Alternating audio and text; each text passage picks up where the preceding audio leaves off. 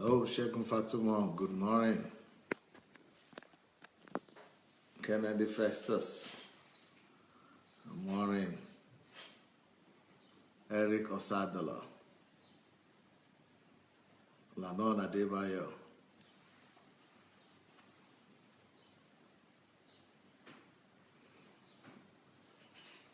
Pearl David.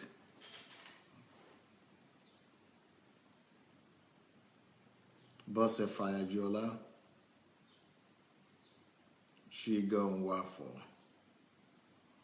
Mayowa Precise. Daniel Oshoma. Shola Ungwe. Comfy here. Terry Baker.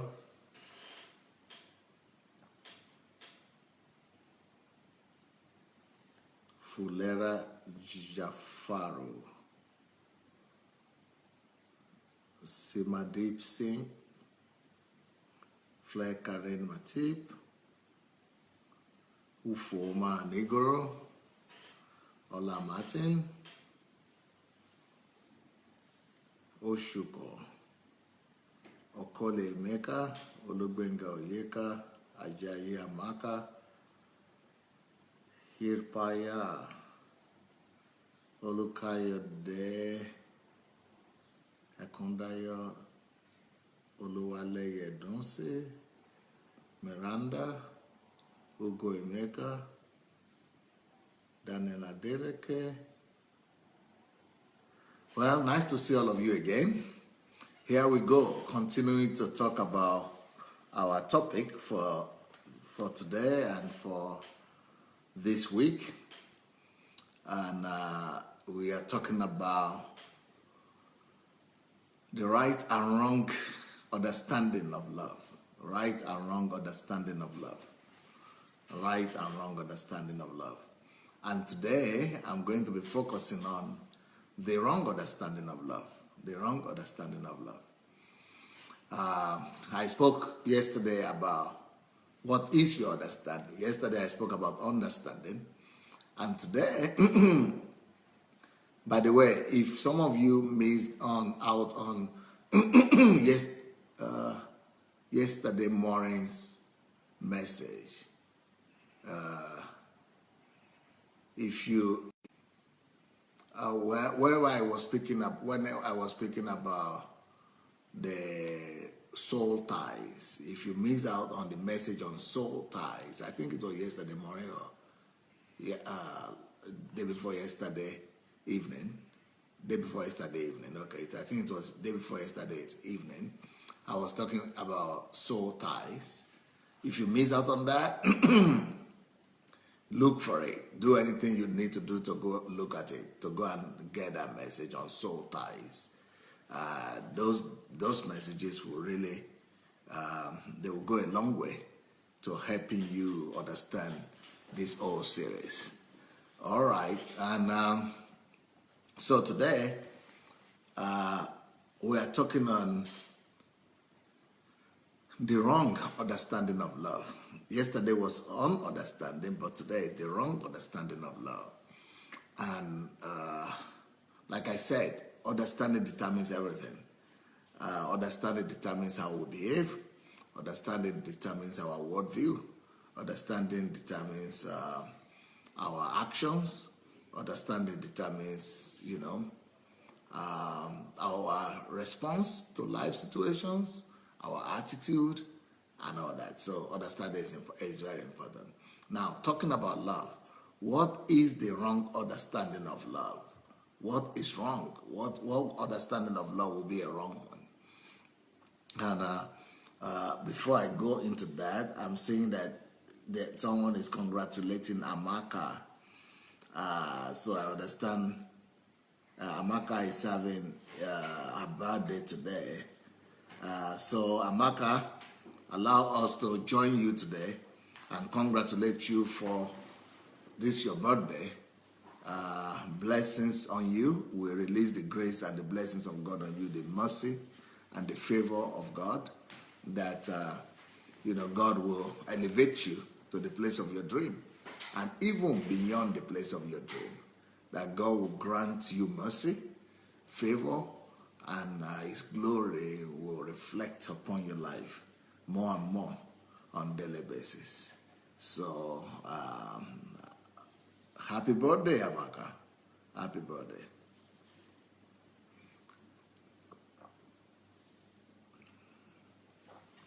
So what is wrong understanding of love? Wrong understanding of love is when we have our own belief about how love is supposed to be or what love is supposed to be. And it is as a result of what we've been taught or what we have made up in our mind or what has been sold to us by the media or by, by cinema, by the movie industry or by the books we have read. Or it could actually be an understanding of love as was sold to us by our friends or our relatives or people around us or our family or in the environment where we grow up. So that could be where our own understanding of love is coming from. But what makes it wrong? What is the wrong understanding of love?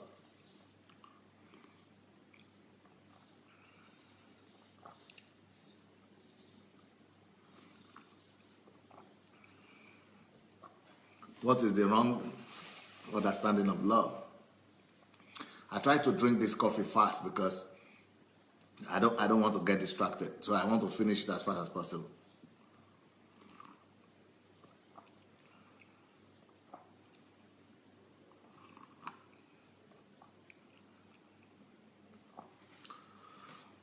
So, what is the wrong understanding of love? What understanding of love is faulty? And what makes it wrong? What makes it faulty?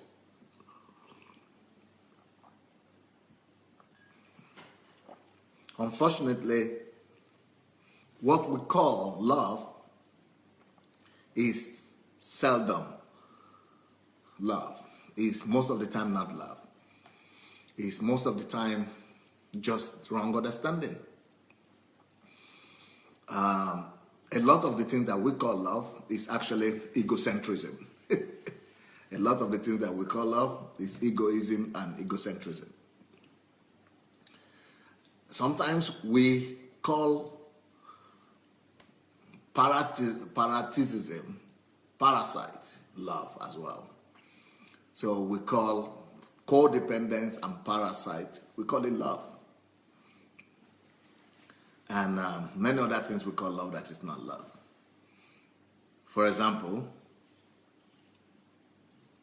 let me give you, I think I'm just going to go ahead and give you some points, some understanding of love that we have that might not be accurate.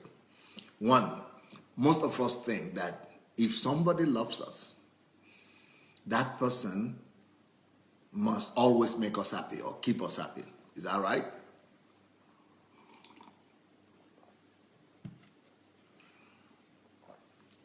Yes, it is possible that when somebody loves us, that is part of love for sure.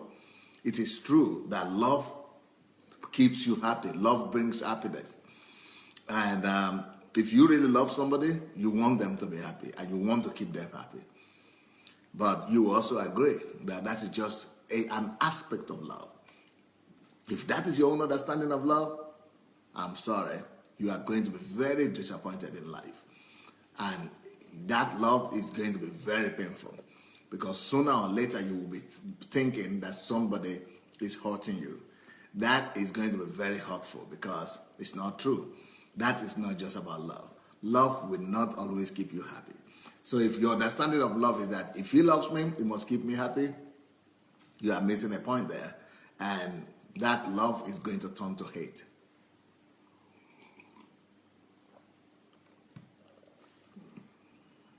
That love is going to turn to hatred sooner or later. So the concept that is coming from Europe these days that says, and America actually, from the West, that says that parents don't have the right to discipline or punish or beat their children is a very dangerous policy that is going to hurt the future of Europe.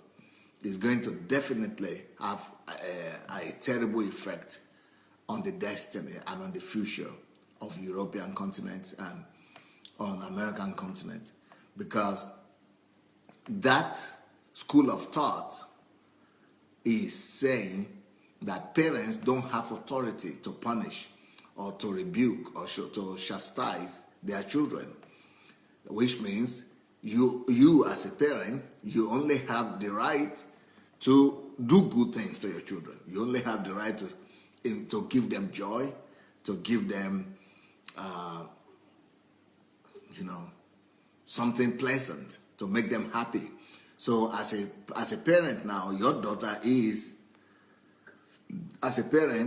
or your son, your duty to them is to feed them and to keep them happy. That is wrong.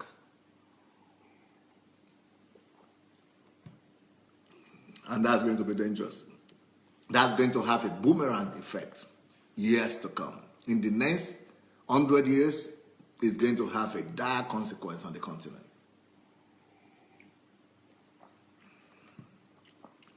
And the reason is very simple. When you don't smack your children, when you cannot beat your children or punish them, when you only do what is pleasant to them, when you are not allowed to rebuke them or make them cry,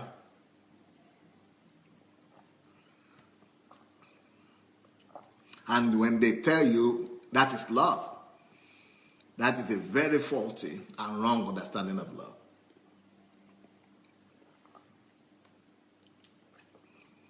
You guys have to bear with me until I finish drinking this coffee.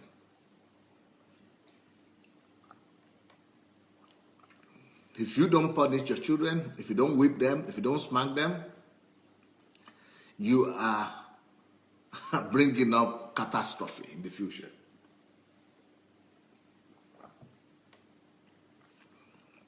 You are going to reap up very, very bad things.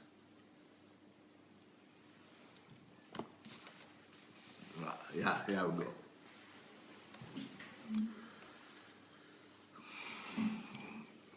So what happens is this. Let us imagine a family where children are not being spanked, corrected, rebuked, or punished. So let us imagine those kind of children that are never punished, they are never been rebuked, they are never been corrected. And the only thing their parents do to them is just to make them happy, Because if they try to beat them or to make them cry, these children will go to the social service or to the government and complain. And they even have the right to arrest the parents. Okay? So what will happen? Let me first of all give you a simple example. Just imagine you feeding your children only with sweets. For breakfast, you give them chocolate. For lunch, you give them cake. And for evening, you give them dessert. So you feed them like that every day. So they never eat meat, they never eat fish, they never eat rice, they never eat bread, they never eat any carbohydrate. They never eat any real food. They don't even go to McDonald's. They only eat sweet, chocolate, dessert, and cake. Morning, afternoon, evening. If that's what you are doing, if that is what you are doing, and you think that is loving your children because that's what they like, because it is sweet, you just want to give them sweet life. I think in the next 1 year, those children or that child will take sick. That child will get sick very badly. And it will not just get sick. That child will be having so many troubles with the health because all the food that we eat are actually the things that form our tissues. They form our bones. The things that we eat, they go ahead to form our cell system. So they help develop our cell, our bones, our tissues, and just all the particles of our body. Now, can you now begin to imagine when the bone is being formed out of sweet, cake, and dessert? Nothing hard, nothing qualitative, just those are the things going in. Sweet is like building a house, it's like building a house with sand. If you build a house only with sand, with sand without brick, no cement, nothing, just sand. If you build a house just with sand, what happens to it? It doesn't have strong structure, no metal, no iron, no steel, no brick, nothing, just sand. The very first rain that falls will destroy the house. You don't even need to wait for flood. Ordinary rain will destroy it. So a house of sand doesn't last. A house of sand is a catastrophe waiting to happen.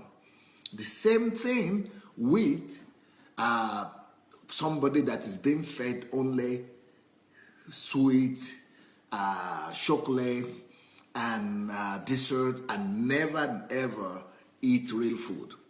So the bones are weak, the tissues are faulty, the cells are damaged, and so that person will be sickly every time, and any little thing that happens, that child will be dying, will be sick. That child will never get out of hospital. Even if it is just 1 year you feed like that, you are killing your child. You don't love that child. You are killing that child. It's the same thing when we bring it to life. When we bring and apply that principle to life, what it means in real life is that if you say love, which is wrong understanding of love, love is that I only do what is pleasant to somebody I love. If your own understanding of love is that, and that is what the governments of the Western countries are trying to tell us, that by saying never beat your child, never discipline your child, never spank your child, never cane him, never chastise them, because they must use. So they are trying to tell you, just keep them happy, keep your children happy. So what that means is that it's like feeding that child only with dessert and only with chocolate and sweets. It's like never mixing the food of that child with real food and with solid food. So what is going to happen is that the consequences of that is that that child that is not being punished, that is not being spanked, that is not being smacked, that is not being disciplined, that child will grow up happy. But that child will grow up not just spoiled, but that child will grow up with a mindset. And you know what mindset? That child will grow up with a mindset that love means pleasant. They will grow up with the mindset that says love means pleasure. So they will not be able to function in real life. Because one day they will grow up, that child will grow up, and that child will leave the father's umbrella. That child will leave the father's house. And when that child leaves that father's house, they will need to have an encounter with real life. And you know what? In real life, nobody knows how you are taught. Nobody knows either you've been punished before or you've never been punished before. Real life is tough. No matter what life, is it in Europe or in Africa, life is tough. Life is not a walk in the park. So that child that has never been disciplined, that child that has never been punished and that has never been made to cry and to experience pain, that child will enter into the real life and into the real world where it's very painful. In real life, it is very painful and it's very cruel in real life. The Bible says that the whole earth lies in wickedness. The whole earth lies in wickedness, in evil. So there is so much, there are so many, there are so many factors of pain and factors that bring pain and sorrow to you on daily basis in real life. I mean, okay, in real life you will encounter, so what they have done in your house, if the government is telling us don't beat the child, don't spank the child, it means don't inflict pain on the child. So they are telling us we should not inflict pain on the child.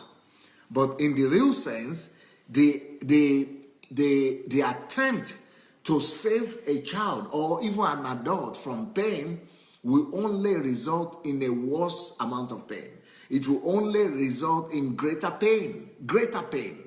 Because let's say, for example, a child grows up in a family where he's never experienced pain. He doesn't, know what is pain, because they don't beat him, they didn't scold him, they didn't reprimand him. They just let him grow happy. Life is wonderful, be happy, and that is their own understanding of love. That everybody must relate to me to make me feel good, to make me feel pleasant, and life is about enjoyment.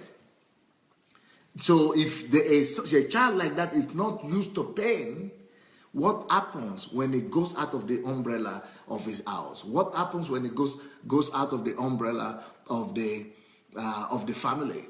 It will go into the real world where there is pain. Our world is full of pain. Now, what are the consequences of that? That child will begin to avoid anything that is painful.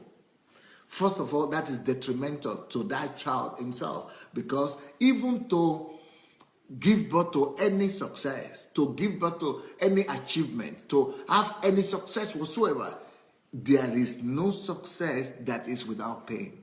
Every kind of success is painful. So if a child grows up and he becomes an adult and he says, no, pain is bad, with that mentality that pain is bad, you will always be avoiding anything that ends up in pain. You are used to avoiding anything that is painful. And if you keep on avoiding anything that is painful, you will never come to discovery. You will never come to discover yourself, because there is nothing in this life that is given birth to without pain. Everything that is worthwhile, anything that comes to discovery is being discovered in pain.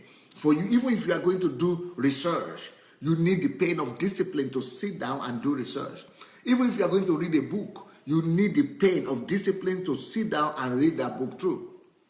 Even if you are going to work, work 8 hours every day is painful. It's painful. It's not a walk in the park. So to go to work and working 8 hours every day, that is pain. Everything in life is painful. Everything is so. If a child grows up and is not used to pain, and is not used to enduring pain, and is not used to persevering, and is not used to building stamina through pain, that child will become a vegetable through life. That child will become a vegetable through life. That is one of the greatest disservice that you could do to your children, not to punish them, not to rebuke them, not to correct them. So that is a wrong understanding. That is a wrong understanding of love. Wrong understanding of love says love is only something pleasant. So another thing is that, let me finish that point, that there is nothing worthwhile, there is nothing noble that is given birth to without pain. Even as a girl, every woman that is here will understand me. If you know now that in the West, especially in Germany and Scandinavian countries and other places, do you know that women are now refusing to give birth to children? Women now, they want to marry. I have a friend of mine that fell in love with this girl. Oh, he fell in love with the girl head on. He's an African. And she's a German girl, Christian, born-again girl. And he's a born-again guy as well. And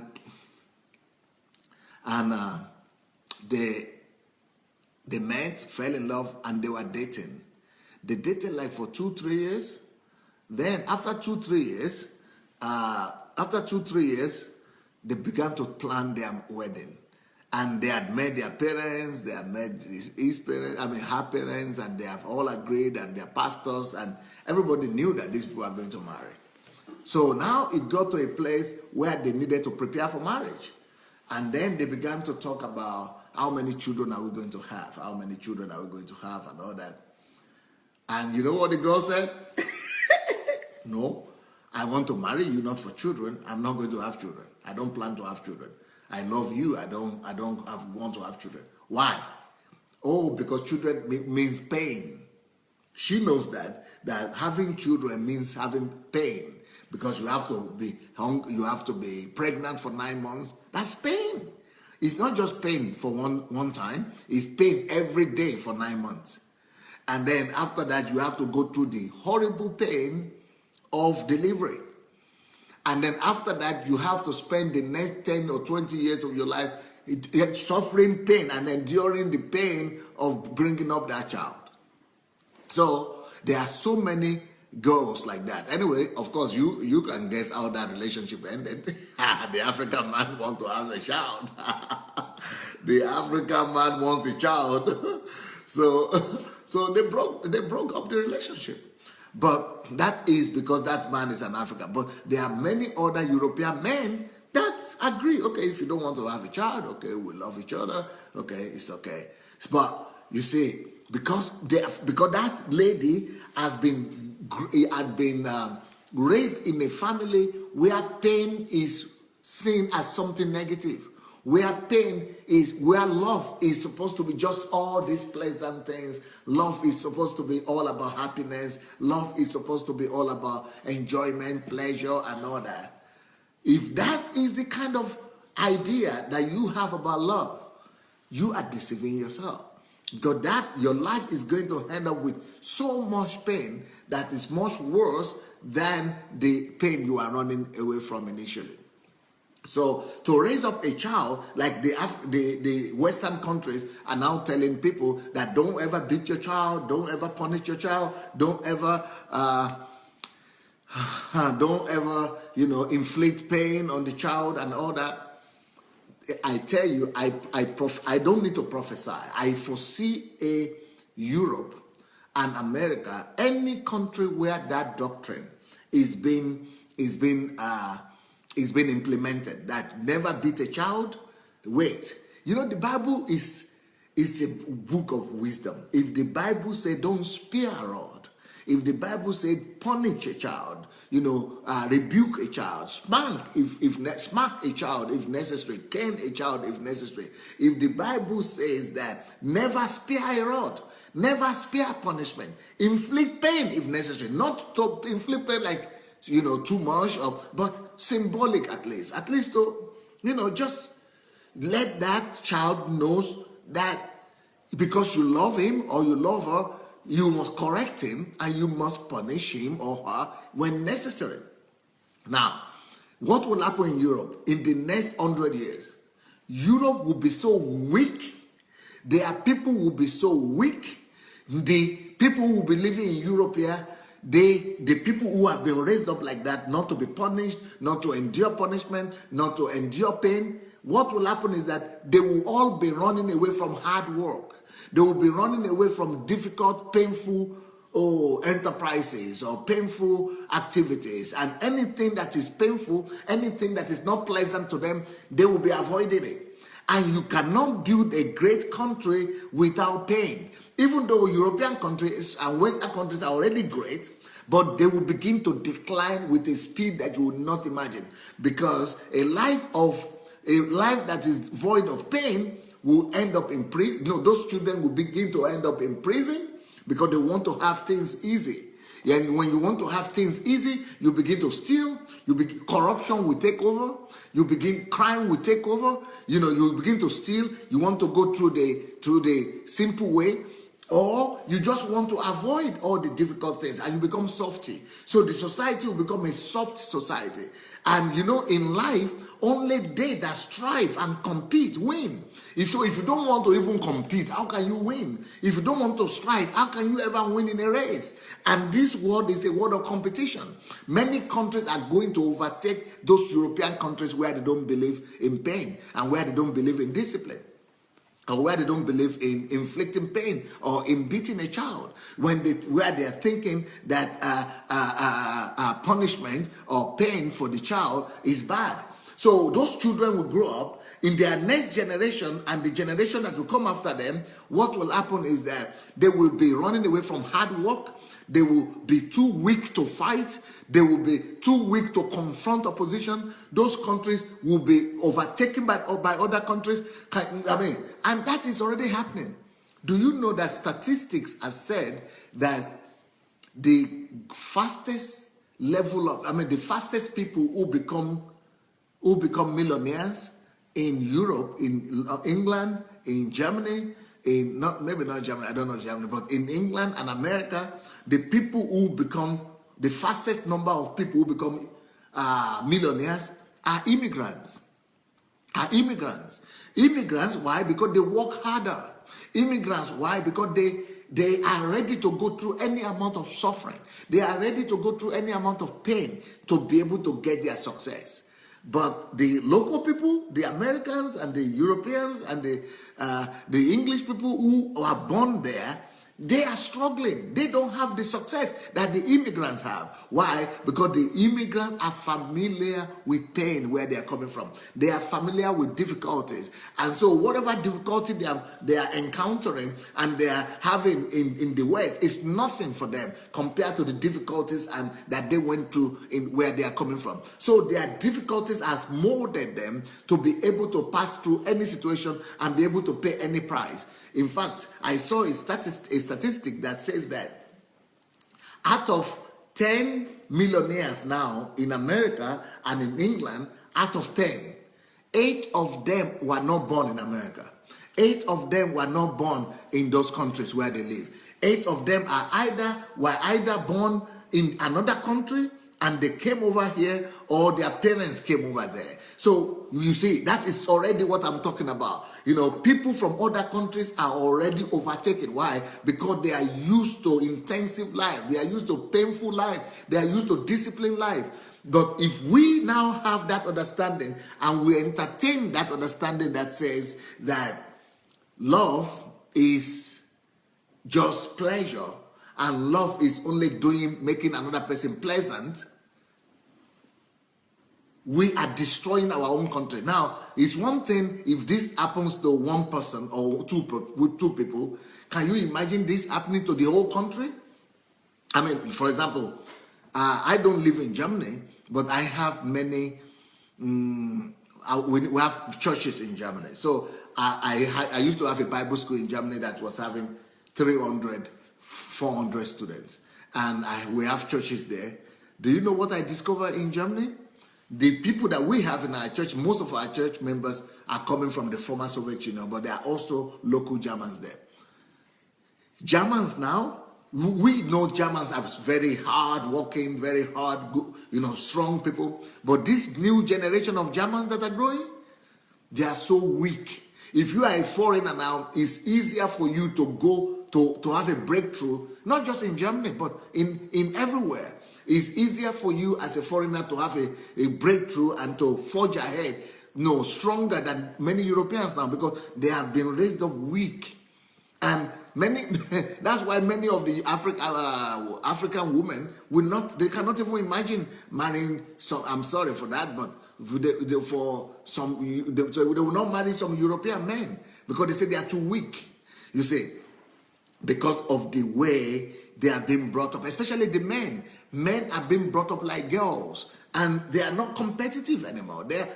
So the whole society is going to collapse sooner or later. That is why I'm going back to Africa, because the future is in Africa. Because in fact, I will be the first one to admit to you, if I had not been born in Africa, if I had not gone through all the difficulty and the pain that I went through, there is no way I would have been doing what I'm doing today, and there is no way I would have become what I am today.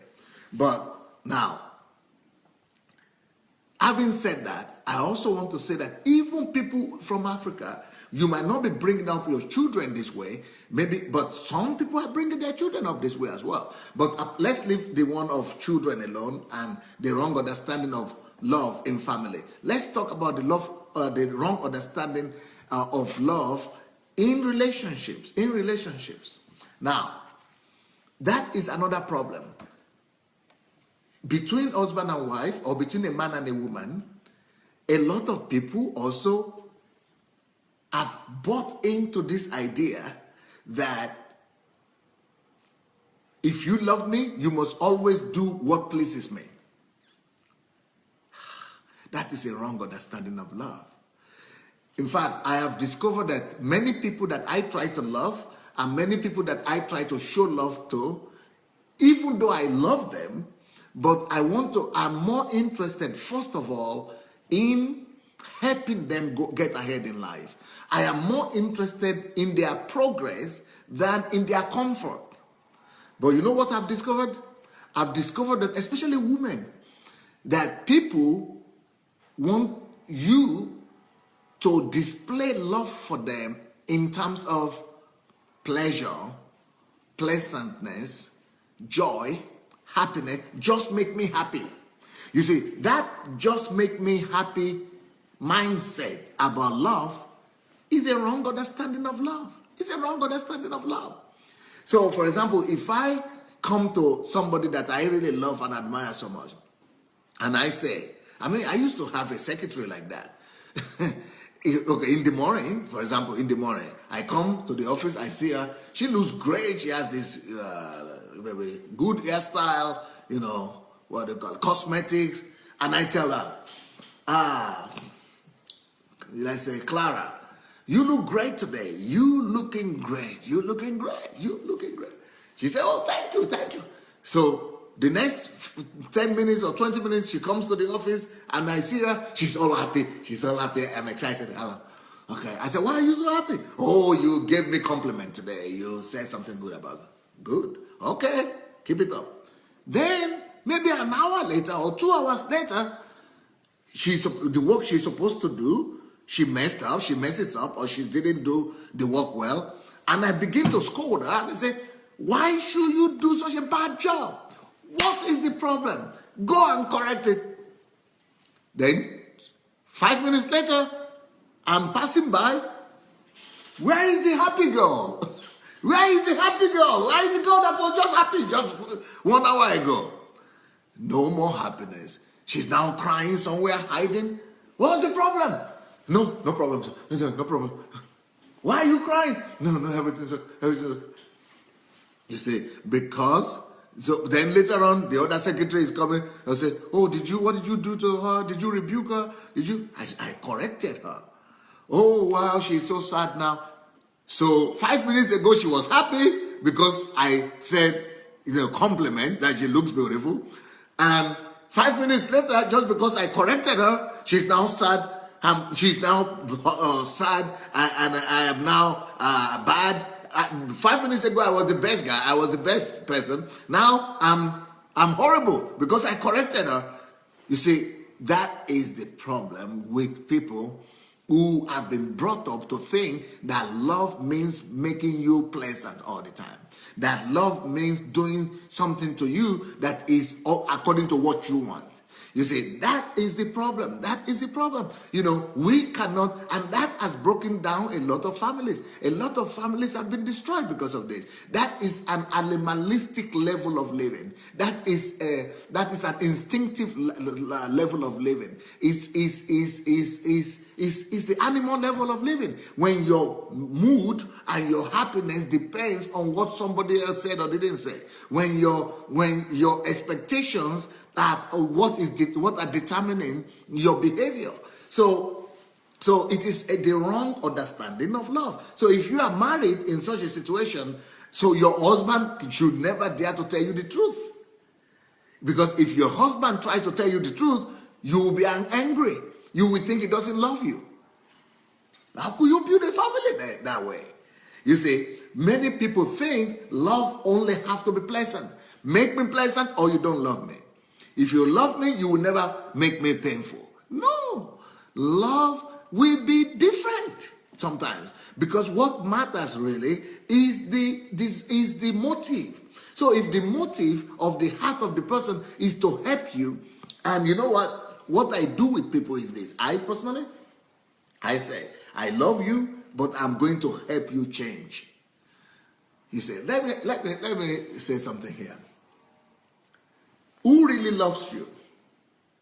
Is it the person that is always caring for your joy, for your happiness, for your pleasure, that is always doing what you want them to do and keep you happy and everything is excited, but is seeing your faults, seeing your weaknesses and never tells you about them? Is that the person that really loves you? Or is the person that could keep you happy, could make you feel good, but is telling you about your problems, about your issues, and correcting you and helping you to overcome them? Who really loves you? Well, you guys, you know the answer. But I will tell you this, that the person that is only patting you in the back, the person that is only telling you what you want to hear, the person that is only relating to you in your according to your own terms, that is not the person that loves you. But the person that will sit you down and make you go through breaking and break you and open your eyes and tell you that you need to change, that you need to change that this and this is wrong, this and this is not right, and make you to go through pain. That person is the one that loves you more. How do I say this? Okay, let me try to use another language, another construction here.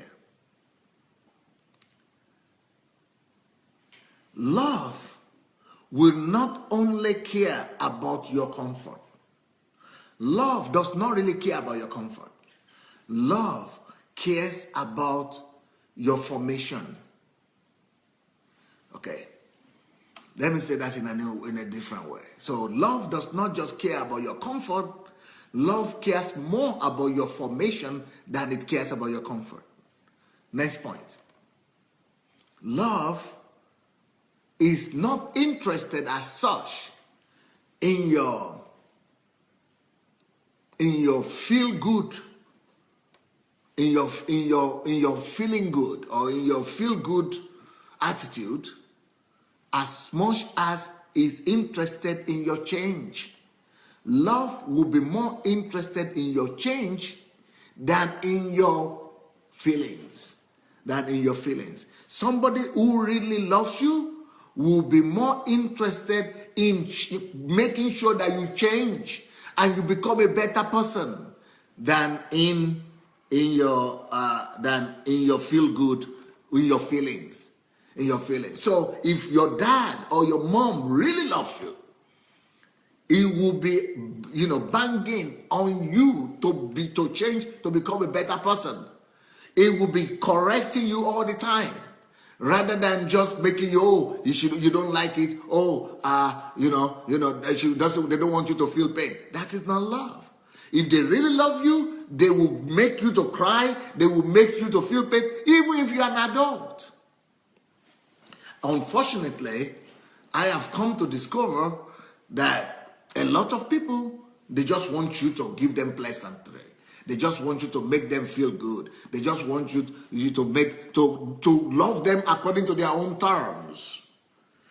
Those are wrong understanding of love. You cannot just love people according to their own terms. If you really care for them, you will love them, in a way that it will improve them and make them better. So when I see those kind of relationships, I cut them off. I put a gap. I know that the person is not interested in change. That person is not interested in me. He's not seeing me as a means of blessing to him. He's seeing me as a means of Coca-Cola love, or chocolate love, or sweet potato kind of love. I mean, it's not the real genuine love. Real, genuine love will give you both the pleasant part and it will give you the painful part as well, just to make you better. Let me tell you this.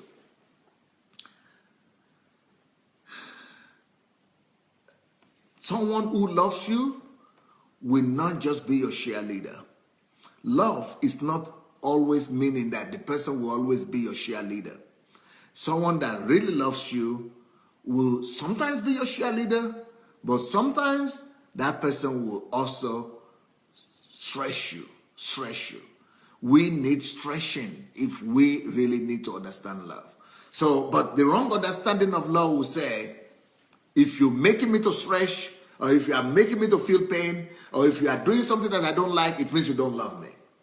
And especially women say that a lot. I mean, now I am very romantic. And I am a believer in telling people how much you love them. So I teach my members here that they must tell their wives, how much they love them. I mean, they love them, and you will let her know you love her all the time. As a matter of fact, I say, as a matter of principle, you must tell your wife between 3 to 5 times a day how much you love her. In different ways. But that notwithstanding, I am more interested in your change or in people's change and than in their, in their feelings. So even in a family, family is all about feeling most of the time. But still, if you really love each other, you will learn to speak the truth to each other. So love is not about being your cheerleader or somebody who is clapping for you all the time. Love is about truth. Love is about truth as well. Love is about change. It's about trying to help you become better and trying to help you change to become a better person. That is what love is about. Love is not about just making you feel good all the time. So that is another aspect of the wrong understanding of love. If you are the type that thinks that your husband or your friends should only be praising you, if you think that your husband or your friends should only be praising you, then you are going to have a lot of pain. You are going to have a lot of pain because they will not pay you. They will not praise you all the time. They will let you know where you could change and where you could become better. So if your child is telling you that you should only be praising him or praising her, that child, is going to be living in deception. So just, love is not just about praising you. Love sometimes is about correcting you. Love sometimes is about, disciplining you actually. So, the wrong understanding of love is, that, you should only make me pleasant. Do only things that are pleasant to me. I'm sorry. Or tell me only compliments. Tell me only things that are beautiful. So funny when people think that love never inflicts pain. Wow, you think so? Love has a lot of pain. Love could have a lot of pain. I mean, can you imagine how much pain Jesus had to go through? For God so loved the world that he gave his only son, Jesus, that he would die for us. I mean, he died for us. He went through so much pain to demonstrate love. Love means a lot of pain. Love means a lot of pain sometimes because love includes correction. Love includes change, and that is with a lot of pain. That comes with a lot of pain. So if you say that if you love me, you will never make me feel pain. If you love me, you will never, make me feel bad. That is living in deception and living in self-illusion, living in delusion actually. That is self-delusion. It's delusionary. Love is the ability to be able to take correction, to be able to receive correction, to be able to change, and to be able to walk to, to believe that somebody loves you. And if you know that that's your father, or that's your mother, or that's your friend, and you really believe in that love, you would never think that that person, I mean, it's just like somebody was telling me the other day, my mother wants to kill me. I said, why do you think your mother wants to kill you? Oh, I had a dream. I said, so what are the actions that has proved to you that your mother is a witch? Because that's what you were saying. Oh, well, no action. Oh, she's always been good to me. She's always been nice. She sent me to school. She gave her life for me. She did everything for me. And then you want to believe this dream? Oh, yeah, because I told the dream to some prophet. They said, oh, that means she's a witch. She wants to... I said, action speaks louder than all this, your dreams and prophets. If your mother, has demonstrated to you how much she loves you all her life, how come you ever believe that she wants to kill you? You see, people who have demonstrated to us their love, they have the right to also correct us. People who have demonstrated to us how much they love us, people who have shown us, who have opened their hearts to us, we should believe them. We should believe more in good than in evil. But unfortunately, of course, some of us, because of our mindset or because of wherever we're coming from, well, maybe because of our bad experience or past experiences, we find it difficult to believe that somebody could be making me feel painful and still love me. Like, for example, one of the secretaries that I had, she was telling me, yeah, Pastor, I understand in my head that you don't hate me, that you love me, but whenever I feel pain, or whenever you do say something to correct me, I still feel pain. And I can't understand, I can't put that together, that somebody who loves me will make me feel pain. Well, that pain you are feeling does not necessarily mean the pain of hate. That pain you are feeling might be the pain of challenge, the pain of change, the pain of, the pain of change, the pain of truth. And those kind of pain sometimes are necessary for you to become a better person. If you don't endure that kind of pain, what you should make sure that you have at the back of your mind is that I know this person wants the best for me.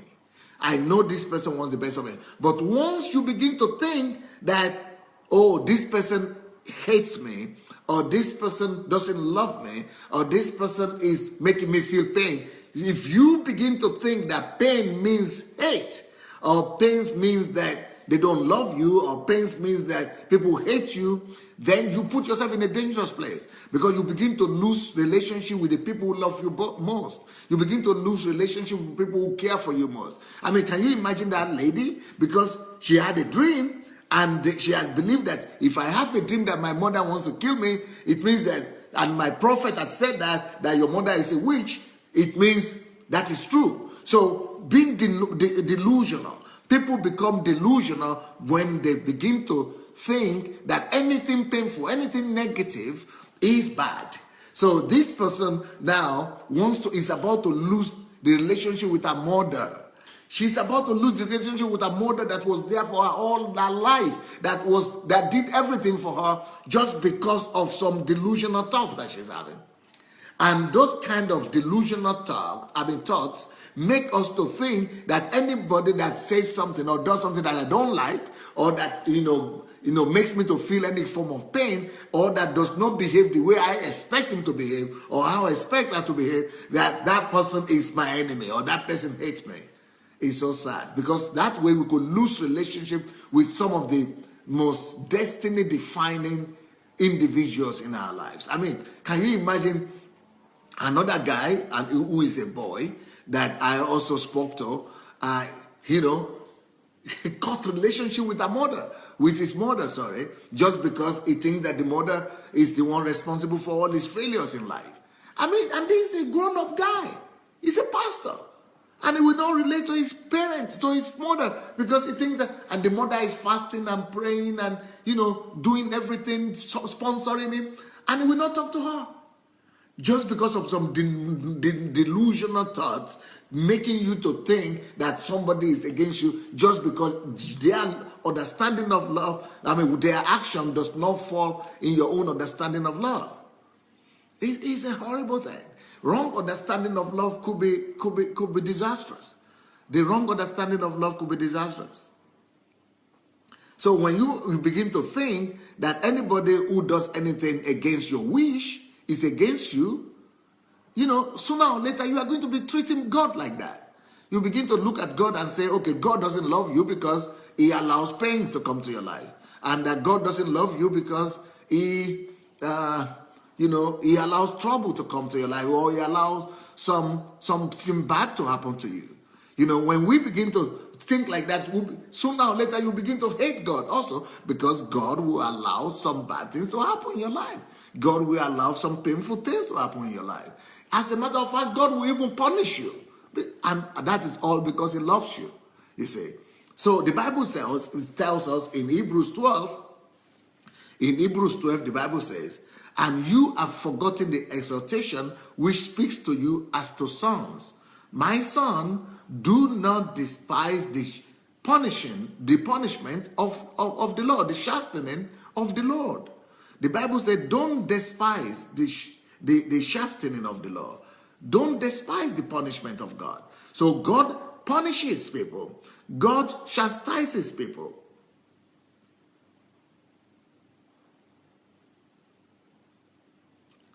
My son, despise not thou the chastening of the Lord, nor faint when thou art rebuked by him. God will correct us. God will rebuke us when necessary.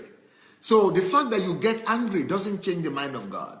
And when I begin to relate to people and I begin to try to correct them and I try to make them better and they get angry, I just walk out. I just know that they are not ready to change. I just know that they are not prepared yet. They are not ready to change. They don't need me yet. They don't value the love. They have their own understanding of love, and because of that, they are not ready to receive real love. So he says, my son, do not despise the chastening of the Lord, nor be discouraged when you are being rebuked by him. If God will rebuke the people he loves, if God will rebuke the son he loves, if God will chasten the child and the son that he loves, we are supposed to do the same thing. We are also supposed to correct the people we love. We are supposed to correct and chasten and discipline and even beat the children we love. And it's not just about children and sons relationship. In any kind of relationship, the people who love you, love will be direct enough to correct you. Love will be loving enough to speak the truth to you. Love will be loving and caring enough to let you know what you are doing wrong. And love will be more interested in your change, in your improvement, in your development than in your comfort. So for whom the Lord loves, he chastens and scourges every son whom he receives. If you endure chastening, God deals with you as with sons. You see, God only punishes people that God loves. Only God chastens or disciplines only his own sons. For what son is there whom a father does not chasten? But if you are without chastening, of which all, if you are without punishment, if you are without correction, if you are without chastening or punishment, then you are not a son. The Bible says you are an illegitimate son. You are an illegitimate son. Furthermore, we have had human fathers who corrected us, and we paid them respect nevertheless. Shall we not much more readily be in subjection to the Father of spirits and life? For they indeed for a few days chastened us as seemed best to them, but if for our profit, God always punishes us and chastens us for our profit, that we may be partakers of his holiness. Now, no chastening seems to be joyful for the present, but painful. Yes, it's painful when you are being corrected. You see, there is pain in love. So the Bible is telling us here that the son that God loves, God corrects, God chastens, God rebukes, God punishes. And he also admits here that, yes, it is painful. Punishment could be painful. Chastening could be painful. The punishment from God could be painful as well. But it is an expression of love. So there is pain in love sometimes. And, pain could be inflicted on you not because of hatred, but out of love. But some people think pain can never be together with love, and that is deception. But painful, nevertheless, afterwards it yields the peaceful fruit of righteousness to those who have been trained by it. But so good fruit of maturity is only from the people who have been used to the pain of rebuke, of chastening, of punishment. If you are not used to punishment for being corrected, if you are not used to correction, you will never bring forth fruits. Only people who are used to be corrected bring forth fruits in their lives. They bring forth fruits. Oh, wow. Our time is up. Our time is up so fast. Well, let me hear your comments. If you have not yet shared the link for this program, let's go ahead and share it. Let's go ahead and share the link. Let's go ahead and share the link for this program, please.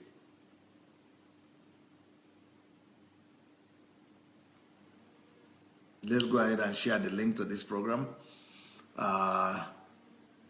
You see the link, the share button under your video somewhere.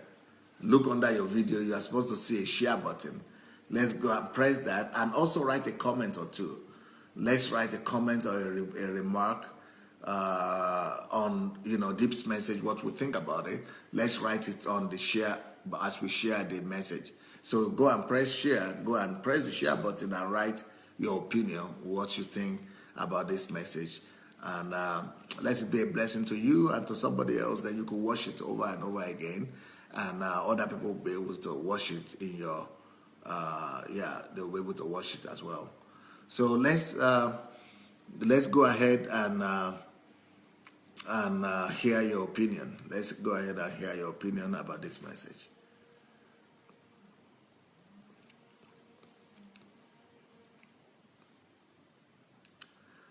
Jen Ragovsky says they call it hard love. Yep. Yeah, some people call it tough love. Tough love. I think they call it tough love, but it's love nevertheless. It's love nevertheless. Olukemi says, yes, it is tough love when we love people by telling them the truth.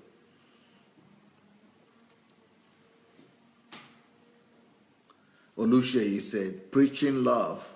God is love. Nice one.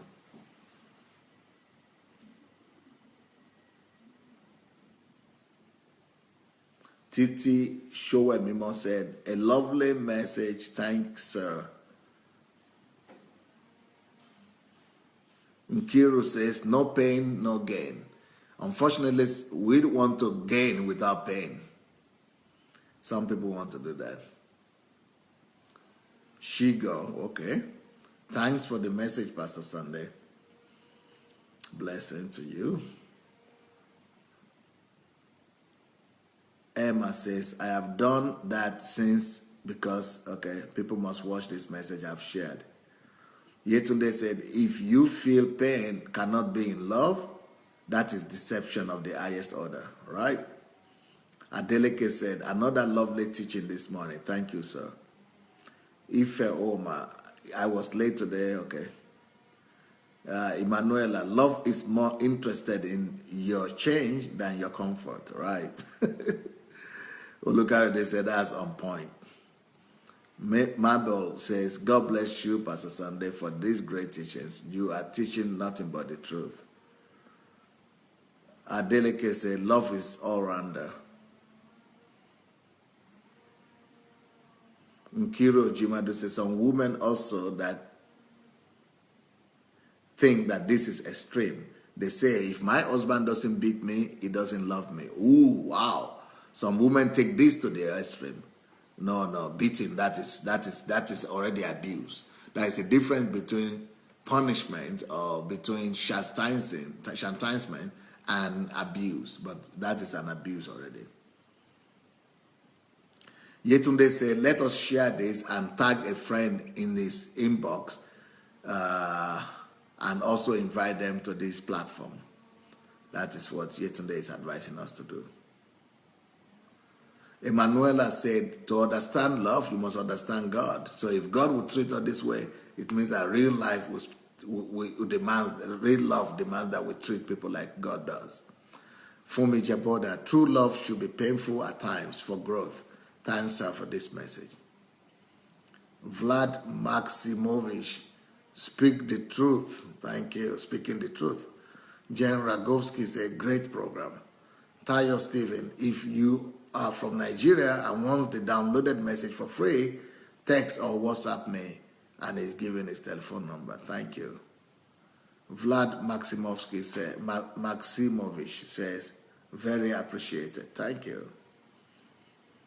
Angela Paul said, this message is expository. My mom is my #1 complimenter and also my #1 corrector. I have no doubt of her love for me. Beautiful. Titi Showemimo, morning everyone. Have a blessed day and take care of your mothers if you still have them. And remember, God does love you, so he must chastise you. Heavenly principle. Marble, love without discipline for the fear of hurt will lead to danger ahead later in life. Yes?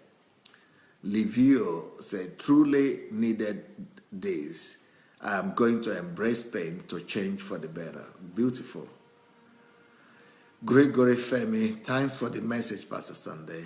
Emma Shooks, a wonderful message, sir. I was trained with love, but not with pampering or clapping for me when I'm wrong. And I must train my children the same way. Thanks, sir. Pearl David.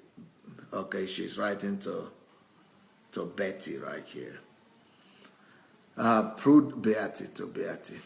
Prudence Ngafo. Message is so teaching. Message is teaching at all levels. In homes, marriage, churches, it is a food for action. You are so inspiring. Thank you, Pastor Sandey. Bosco say pure and true love. Thank you, sir. Comfort Ekundayo. Many people hate love or hate true love, but if you really love, you accept it. Dr. Adelaja, thank you very much. More and more blessing to you. Princess say, Chai, Pastor, I love to be pampered, sir. I love to be pampered. Is that bad? No, it's not bad. But also, after you have been pampered, you must also be receptive to correction as well. And even if that correction is painful. Jen Ragovsky said, okay, talking to Pearl David. Noel, I'm most delighted for this message. Can't explain my joy. Thanks, Beatty. Thanks, Pearl. Now, Christabel and I can get better even as I chastise her. But, as a wife, as a husband, you don't just think that you are the only one to chastise your wife. I don't think that chastising a wife is appropriate. You don't need to chastise your wife.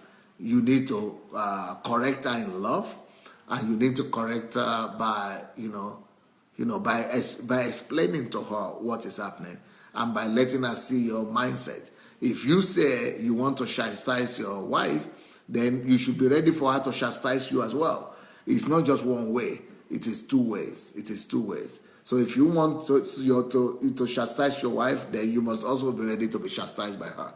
So chastising is not the way. It's just telling the truth is the way. So I'm not in agreement with husband sitting their wives down and saying they're chastising them. No, that's not. It doesn't work like that in a marriage.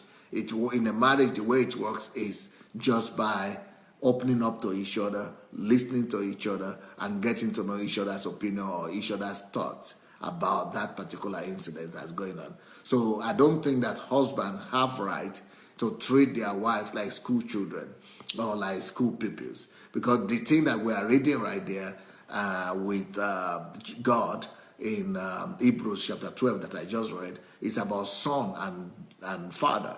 It's about father-son relationship. That's a little bit different from partner's relationship between husband and wife. When it comes to husband and wife, it's not the same as father and son. So you can chastise your children or people who you are higher than, but when it comes to husband and wife, you talk, you speak, you exchange thoughts, and you bring out understanding. But you don't sit your wife down and begin to chastise her or correct her or rebuke her. That will be abuse. Or punish her. If you can do that to your wife, then it means your wife can do that to you as well, because you are partners.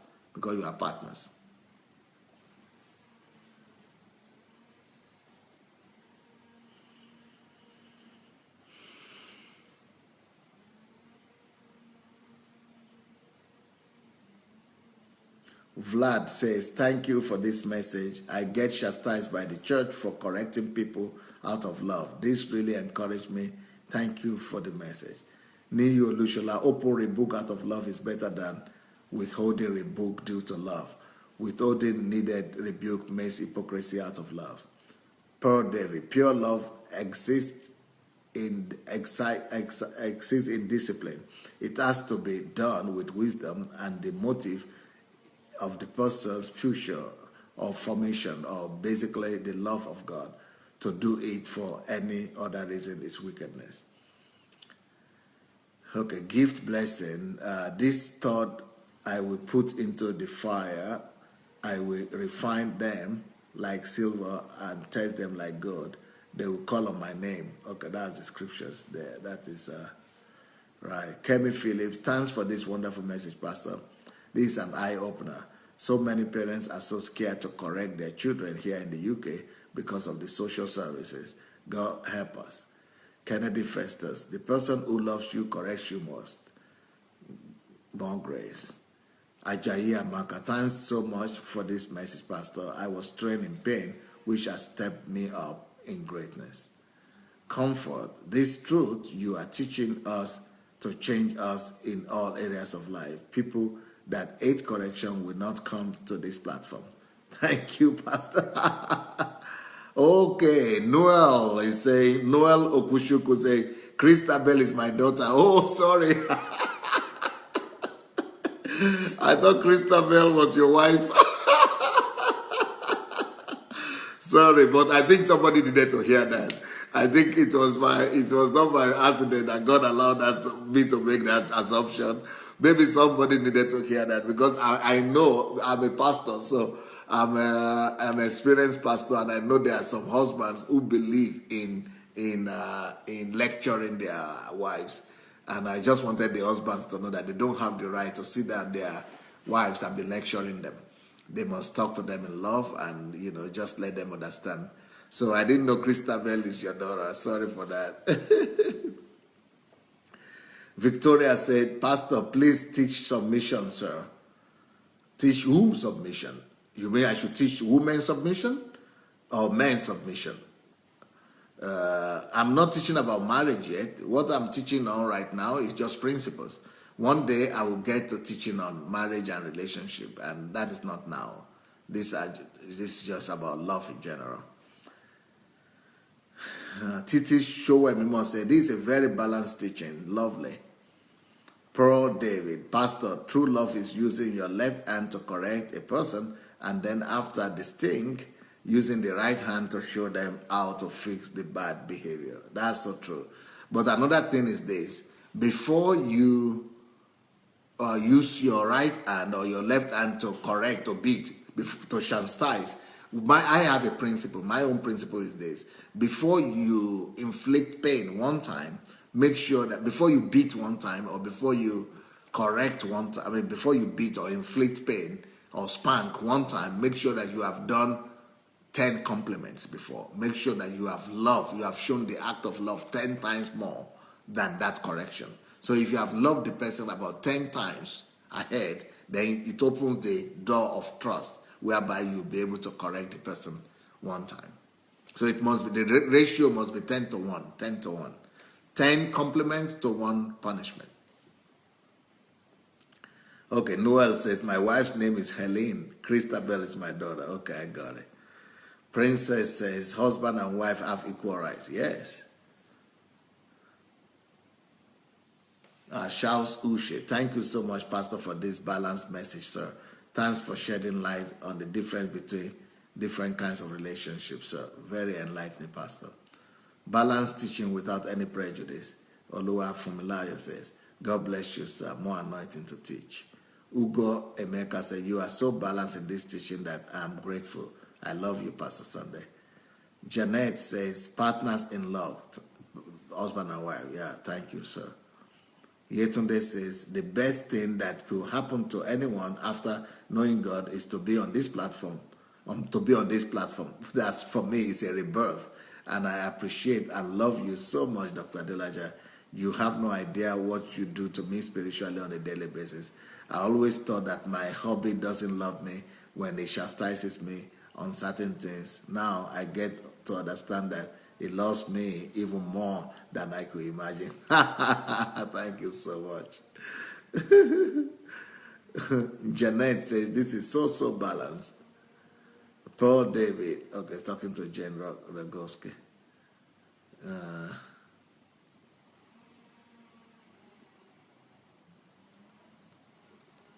Janet John, my father will say, if you love me, you will keep my commandment. Many people thought that my father is a military man before. Ola Yinka Sheung, you are a blessing to our generation, Pastor Sandey. Very balanced teaching. We love you, sir.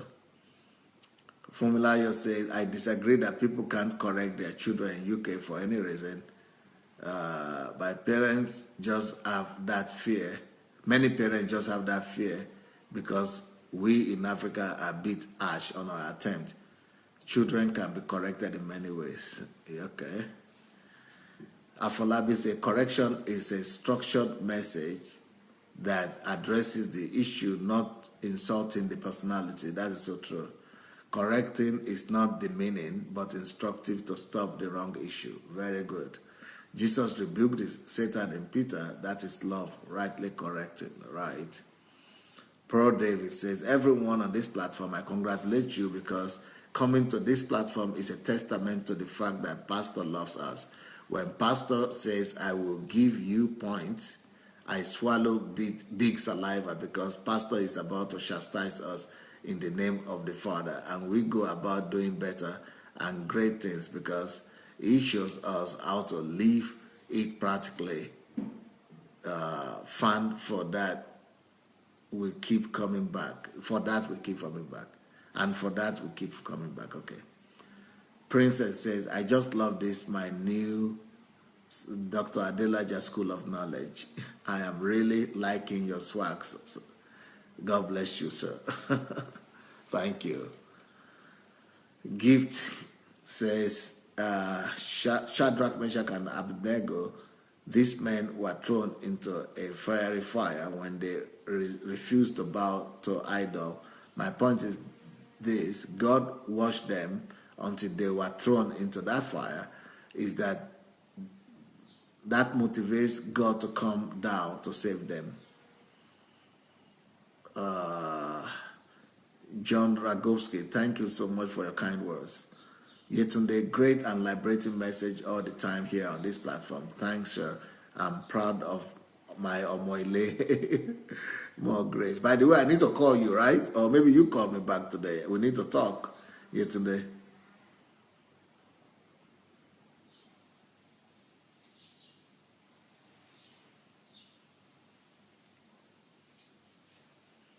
Fumilayo, I love the way you explain the relationship between man and his wife. Thank you, Pastor.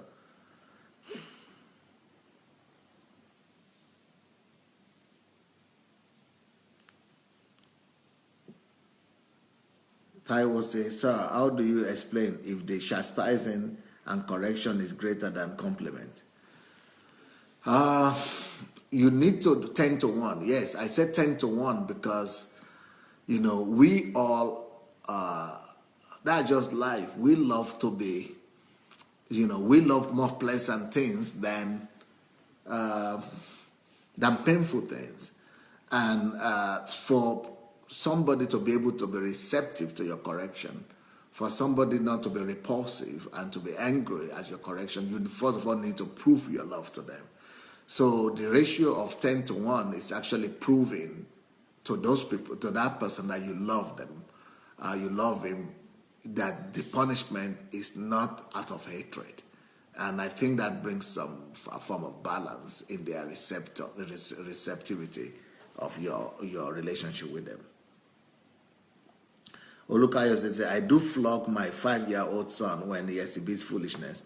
He hugs me the next minute because he understands why he was spanked. Love should correct. Afolabi said, I once flogged my daughter and she said to me, a good father does not beat their children, that Jesus did not beat his disciples. So I told her it is documented in the Bible, and she asked me to show her. You know what? I had to go search for that scripture to show her. And when I did, the matter was settled. She is sick. I told her I'm not helping her if I refuse to punish her.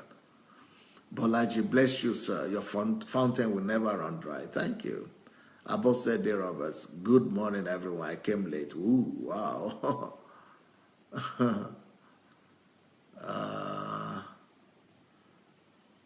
Une Diogo say, my pastor, more grace. Thank you.